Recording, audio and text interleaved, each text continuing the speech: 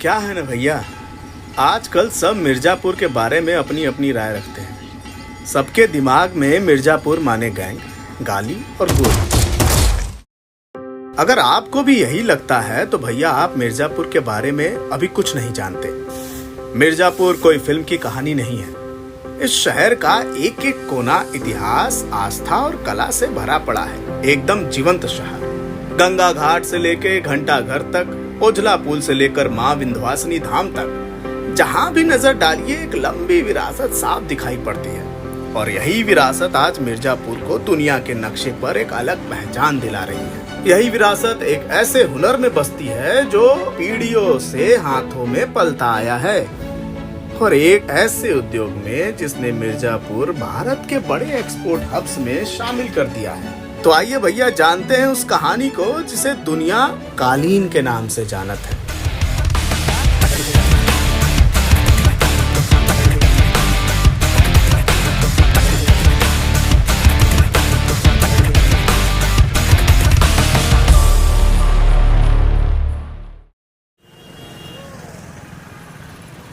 हमारे मिर्जापुर शहर में जो शुरू से प्रसिद्ध है, कैलिम दरी बोलते हैं। दरी एक कॉटन दरी अलग होती है, एक कैलिम दरी जिसको फ्लैट वीप क्लीम बोला जाता है।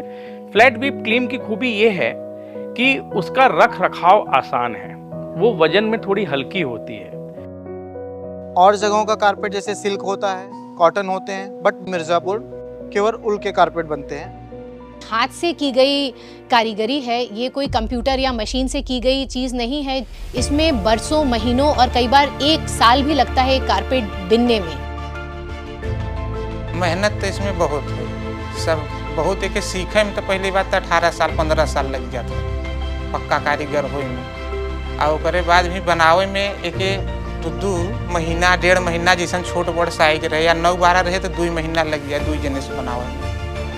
आप ये समझिए जब हम लोग हैंड नॉटेड कारपेट बिनते हैं तो 9 इंच में 9000 नॉट लगती है। उसी जो है तरीके से जब हम लोग पंजा दरी की वीविंग करते हैं तो 9 इंच में 3000 बार गांठ बांध करके तब बिनाई होती है। मध्यकालीन भारत से चली आ रही ये ऐतिहासिक कला कभी ऐसी स्थिति में पहुंच गई थी कि इसके अस्तित्व पर ही सवाल खड़े होने लगे थे।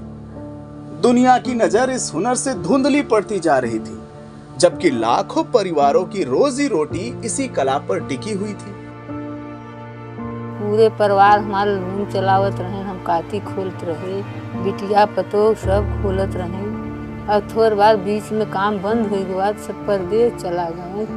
तब फिर एक गड़बड़ी आई गलैचा में, सही ऑर्डर ना मिलत रहे, तब यहाँ से तब नहीं रहा, तब चला गया जब गोवा।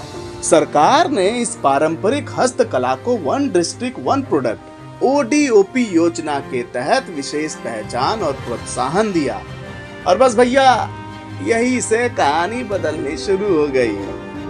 हम लोगों के पापा दादा सारे लोग बाहर जाया करते थे, सैंपल्स लेके बायर्स को दिखाते थे, तो भी एक लिमिटेशन होती थी। अभी भारत सरकार की ODOP के थ्रू भारत में ही काफ़ी बड़े पैमाने पे फेयर लगाए जाते हैं, which are international trade fair, जिसमें 300 से 400 से अधिक ग्लोबल ओवरसीज बायर्स आते हैं और काफ़ी पोटेंशियल बायर्स होते हैं, जिससे कि वो आके यहाँ पे काफ़ी बड़े पैमाने पे बिजनेस दे पाते हैं। और being Indians we could able to bring foreign currency here in India.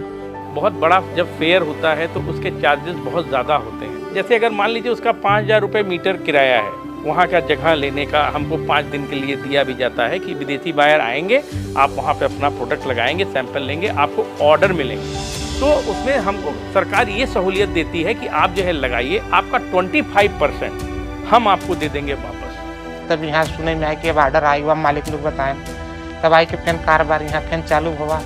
फिर वही सब लड़कियों के दिलन के पढ़ावत लिखावत है या खियावत हुई। अब फैक्ट्रियाँ धीरे धीरे ओपन हो रही हैं, काम बढ़ रहे हैं, जिससे हम लोग पढ़ लिख के इसी काम में जुड़े और काम बड़ा हो रहा है। और इंडिया लेवल पे, वर्ल्ड लेवल पे डिमांड दिन पे दिन बढ़ते जा रहे हैं, जिससे हम लोग नए लोगों को जोड़ रहे हैं, नए लोग जुड़ रहे हैं, नए लोगों को सिखा रहे हैं। अब धीरे धीरे रुझान बढ़ना स्टार्ट हो गया है। पहले क्या था कि टाइम टू टाइम काम नहीं मिलता था, जिससे कि लोग इसके प्रति रुझान नहीं दिखाते थे, नए बच्चे इस काम के प्रति नहीं जुड़ते थे। बट अभी समय के साथ चीज़ें चेंज हो गई हैं, मार्केट अपडेट हो गया है। हमारा कारपेट का काम डेली बेसिस पे मिल रहा है, जिससे लोग अभी इसकी तरफ आकर्षित हो रहे हैं। जिस कला के सामने अस्तित्व का संकट था उसे नई दिशा मिली, नया बाजार मिला और नई पहचान मिली। सरकारी आंकड़ों के अनुसार ओडीओपी पहल के बाद उत्तर प्रदेश का निर्यात लगभग 86,000 करोड़ रुपए से बढ़कर 1,86,000 करोड़ रुपए तक पहुंच गया और 3.16 लाख से अधिक नए रोजगार के अवसर सृजित हुए। और भैया, इसी बदलते दौर में मिर्जापुर के कालीन उद्योग को भी नई रफ्तार मिली। ऐसे कारोबार चलत रहे तो सीख ले ही अपने घरे के काम बाहर में भी जाओगे तो उसे मेहनत करे पड़े। यहाँ हो जाए तो अपन लड़का सीखे हैं अपने घरे काम कर ही। तो समझ गए ना भैया, मिर्जापुर कोई काल्पनिक कहानी पर बना हुआ शहर नहीं है। ये एक ऐसा शहर है जिसकी पहचान सदियों पुरानी विरासत, मेहनतकश हाथों और जीवंत परंपराओं से बनी हुई है।